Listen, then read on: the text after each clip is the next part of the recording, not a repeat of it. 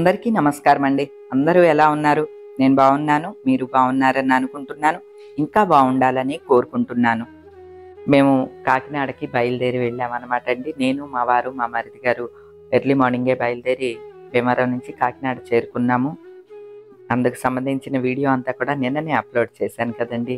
అలానే మా ఆడపడుచులు కూడా వైజాగ్ నుంచి వచ్చారు. పెద్ద ఆడపడుచు గారు వాళ్ళు కాకినాడలోనే ఉంటారన్నమాట అండి. మేమందరం కాకినాడలో ఒక కార్యక్రమానికి అటెండ్ అవ్వడానికి వచ్చామన్నమాట అండి. మా వారి కజిన్ సంవత్సరీకం అన్నమాట అండి.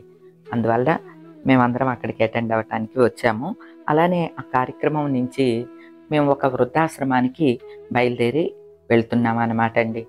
కాకినాడలోనే ఉండే ఈ వృద్ధాశ్రమంలో మా మరిది గారు వాళ్ళందరూ, కాకినాడలో ఉండే మరిదులందరూ కర్రీ ఫౌండేషన్ అని చెప్పి మా ఇంటి పేరుతోటి ఒక ఫౌండేషన్ని ఏర్పాటు చేసి సేవా కార్యక్రమాలు ఏమన్నా అందజేస్తూ ఉంటారు. అంటే మా ఇంట్లో మ్యారేజ్ డేలు కానీ, బర్త్డేలు కానీ, పిల్లల పుట్టినరోజులు లేదా విశేషమైన రోజులు ఏదైనా అయినా మేము మనీ పంపిస్తూ ఉంటే వృద్ధాశ్రమంలో డొనేట్ చేస్తూ ఉండేవాళ్ళు అనమాట అండి. అంటే ఫుడ్కి కానీ లేదా వాళ్ళకి కావాల్సిన వస్తువులకి కానీ. కానీ మేము ఇప్పటి వరకు ఎప్పుడు ఇది వృద్ధాశ్రమం చూడలేదండి. మా ఆడపడుచులు కానీ మేము కానీ ఎవరం చూడలేదు. అందుకనే ఇప్పుడు అక్కడికి బయలుదేరామన్నమాట అండి. సరే పెద్దల్ని కలవటానికి వెళ్తున్నాం కదా అని చెప్పి దారిలో ఆగి పళ్ళు కూడా తీసుకున్నాం అనమాట అండి. ఇదిగోండి ఈ ఆవరణే వృద్ధాశ్రమం అనమాట అండి. బయట గోడ అంతా చక్క మంచి సేయింగ్స్ రాసున్నాయి. ఎంత గొప్పగా జీవించావో నీ చేతులు చెప్పాలి, ఎంత గొప్పగా మరణించావో ఇతరులు చెప్పాలి అని.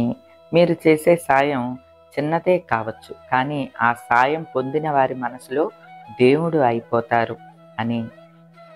డబ్బు లేకపోవటం కాదు, మానవత్వం లేకపోవటం అసలైన పేదరికం అని. ఇట్లా రకరకాల మంచి వాక్యాలన్నీ గోడల మీద రాసున్నాయి అన్నమాట అండి. ఈ ఆవరణ లోపలికి వెళితే పెద్ద పెద్ద చెట్లతోటి ఒక ఓల్డ్ టైప్ బిల్డింగ్ అనమాట అండి ఇది.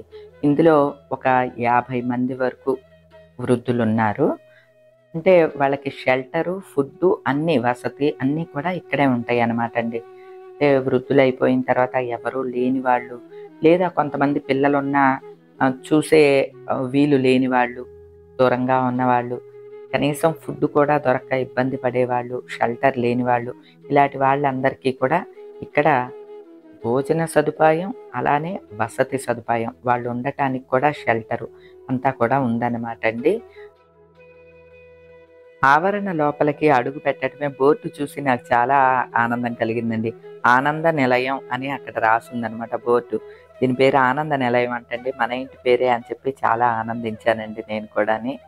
అలానే లోపలికి వెళ్తే చాలా మంది వృద్ధులు, లంచ్ టైం అయింది కదండి, అందరూ బయటకు వచ్చి కూర్చుని ఉన్నారు. మనం మనీ పే చేసామన్నమాట. ఎందుకంటే ఇక్కడ ఎంతమంది ఉంటారు, ఎంత భోంచేస్తారు ఇవన్నీ మనకు తెలియదు, బయట వాళ్ళకి తెలియదు కదండి. అంటే స్వీట్స్, ఫ్రూట్స్ ఇటువంటివి మాత్రం మనం తీసుకువెళ్ళొచ్చు. అలాంటివి అరేంజ్ చేసాము. మిగతా ఫుడ్ ఐటమ్స్ అంటే అన్నం, కూరలు ఇటువంటివన్నీ కూడా వాళ్ళే వండారనమాట అండి. ఇప్పుడని కాదండి, మేము ఎప్పుడు మనీ పంపించినా కూడా అంతే అనమాట.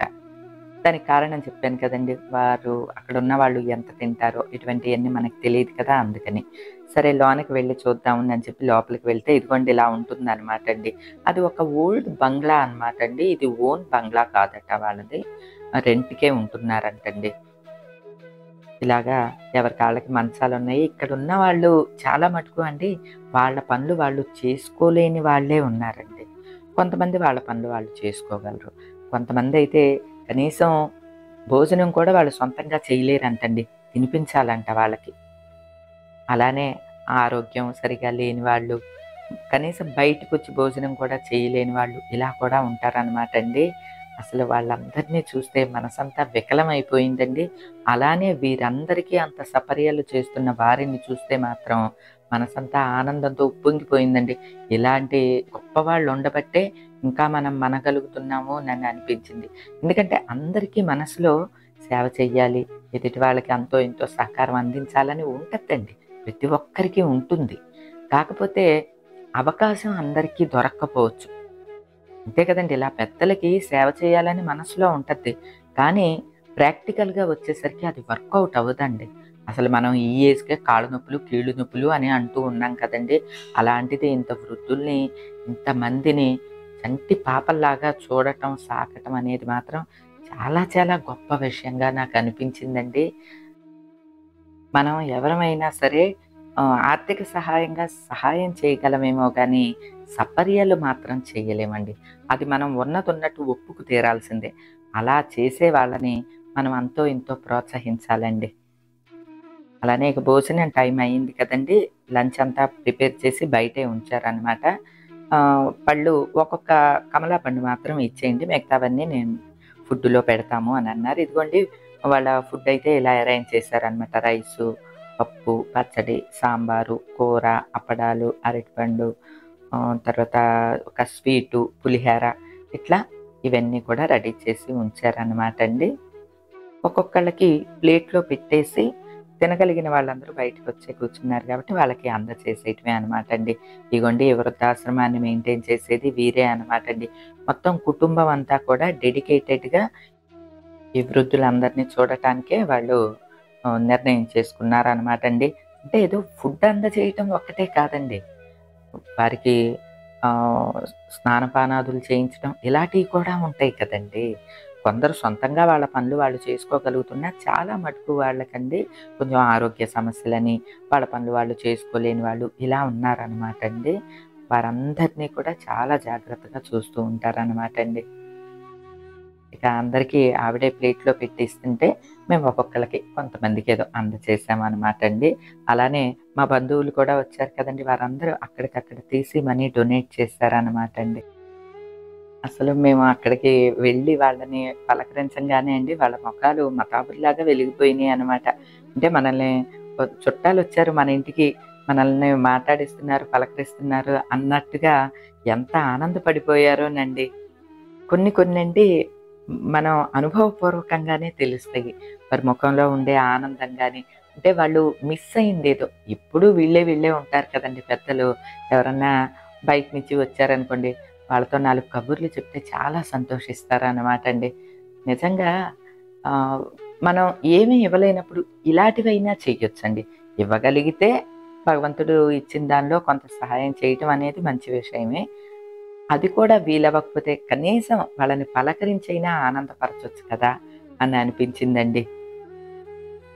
మన ఫ్యామిలీలో వాళ్ళు మన పిల్లల పుట్టినరోజులు కావచ్చు, మ్యారేజ్ డేలు కావచ్చు, విశేషమైన ఏదన్నా సంతోషకరమైన విషయాలు గానీ, లేదా బాధాకరమైన విషయాలు గానీ, ఏ కార్యక్రమాలు జరిగినా అండి దగ్గరలో ఉన్న ఇటువంటి వృద్ధాశ్రమాలు గానీ, అనాథాశ్రమాలు గానీ విజిట్ చెయ్యండి. అలానే ఏదన్నా ఎంత ఇవ్వగలిగితే అంత వాళ్ళకి సహాయంగా మనీ రూపంలో గానీ, లేదా ఫుడ్‌ని ప్రిపేర్ చేసివ్వటం గానీ చేస్తూ ఉండండి. దానిలో వచ్చే ఆనందం మరిక దేనిలోనూ రాదండి. ఇక మిగతావన్నీ మనం ఒక మంచి చీర కట్టుకోవచ్చు, మంచి నగలు వేసుకోవచ్చు, లేదా మంచి ఫుడ్ తినొచ్చు, వండుకుని మనం రకరకాలవి వండుకుని తినొచ్చు. ఇవి ఏవి కూడా మనకి అంత సంతృప్తిని, సంతోషాన్ని ఇవ్వవండి. ఎదుటి వాళ్ళకి ఇచ్చే దాంట్లో ఉండే ఆనందం మరిక దేనిలోనూ ఉండదండి. అది పోను అనుభవపూర్వకంగా తెలుస్తది. అందున ఇటువంటి వృద్ధులకి చేసే సాయం మాత్రం సాక్షాత్తు భగవంతుడికి చేసుకునే పూజతో సమానమండి. ఓ పూజ చేసుకుంటే దేవుడు స్వీకరించాడో లేదో మనకి తెలియదండి. కానీ వీళ్ళకి చేసే సాయం మాత్రం అందుకోంగానే ఒక పండు చేతిలో పెడితే వాళ్ళ ముఖంలో కనిపించే ఆనందం ఉంది చూడండి. దాన్ని మించిన దేవుడు మరొకటి లేడండి. గోడ మీద రాసున్నది మీరు సాయం చేస్తే మీరు దేవుడయిపోతారునని.